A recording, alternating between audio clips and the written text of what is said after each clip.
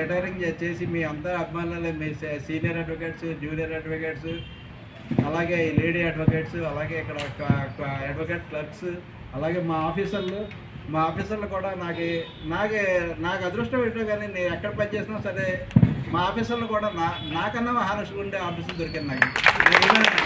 కొత్తగూడెంలో చేసాను, కొత్తగూడెంలో కొంతమంది చేస్తుంటే కొంతమంది ఆఫీసర్లు పల్లమల్లి ఎలా అని వెళ్తుంది. నా అదృష్టం ఏంటంటే నేను నారాయణపేట చేశాను, నారాయణపేటలో కూడా మంచి చక్కటి ఆఫీసర్లు ఇక్కడ చేశాను. వీళ్ళు నాకంటే కూడా చాలా చాలా హానెస్ట్ ఆఫీసర్లు. అలాగే కొంతమంది ఇక్కడ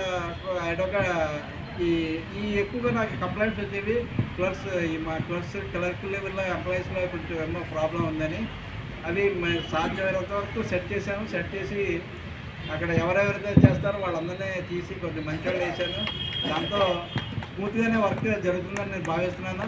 అలాగే మిమ్మల్ని కూడా ఎంకరేజ్ చేయవద్దని చెప్పాను. దాంతో చెప్పాను, వాళ్ళందరికీ చెప్తాను నేను ప్రమోషన్.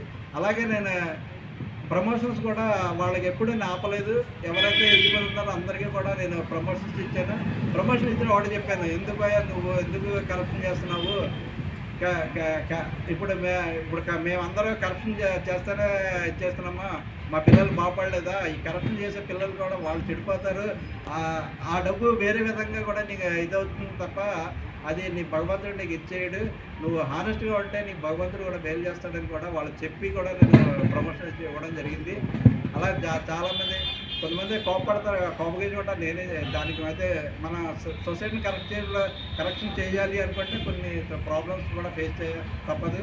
అలాగే నేను 12 సంవత్సరాల వరకు కూడా జూనియర్ సివిల్ జడ్జ్ చేశాను, 9 సంవత్సరాలు సబ్జెక్ట్ చేశాను. అలాగే 9 ఇయర్స్ ఏమో ఈ డిస్ట్రిక్ట్ జడ్జ్ చేశాను. దాంట్లో ఏమో 4 ఇయర్స్ మట్టికి ప్రిన్సిపల్ డిస్ట్రిక్ట్ జడ్జ్ చేశాను. ఇక్కడ నేను ఇంతకుముందు స్టేషన్లో కూడా దాదాపుగా 600 కేసులు ఉండి నేను పీడీజే చార్జ్ తీసుకున్నప్పుడు నేను 3 ఇయర్స్ వర్క్ చేసి అక్కడ 95 కేసులు చేశాను 600ని. అలాగే అక్కడ పోక్సో కూడా ఇన్ఛార్జ్ ఉంటే అక్కడ దాదాపుగా 250 కేసులు ఉండే పోక్సో కేసులు. నేను వచ్చేదానికి 5 కేసులు మట్టుకు పెట్టాను, ఎందుకంటే వాళ్ళు 5 కేసులు కూడా లేకపోతే కోర్టు ఎత్తేస్తారని. దాంతో వాళ్ళు అడ్వకేట్స్ లాస్ట్లో కొంచెం రప్చర్ చేయడం జరిగింది.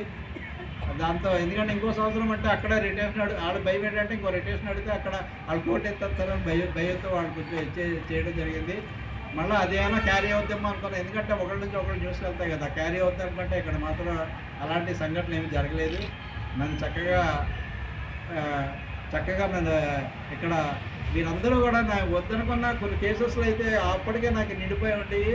అయినా సరే ఇక్కడ ఏమిటో నాకు అర్థం కదా, అడ్వకేట్స్ ప్రతిదీ రెడీ చెప్పి ఇబ్బంది పెడతారు. నేను టైం ఇవ్వడాన్ని ఓన్లీ లేకపోతే గాంభీర్యం చూపిస్తాను తప్ప అడిగితే టైం ఇచ్చేద్దామని చూస్తాను. కానీ ఇక్కడ అందరూ రెడీ చెప్తే జీపీ గారు అయితే అసలు ప్రతి కేసులోనే రెడీయే, ఎప్పుడూ కూడా టైం అడిగి బాపదే పోలేదు.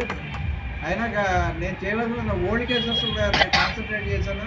అలా ఎందుకంటే అందరూ నేను చూస్తూనే ఉన్నాను, కొంతమంది ఆఫీసర్లు జస్ట్ ఏదో వస్తారు, వచ్చి ఏదో యూనిట్ కోసమని ఏదో కొత్త కేసులు చిన్న కేసులు పోతారు. ఇప్పుడు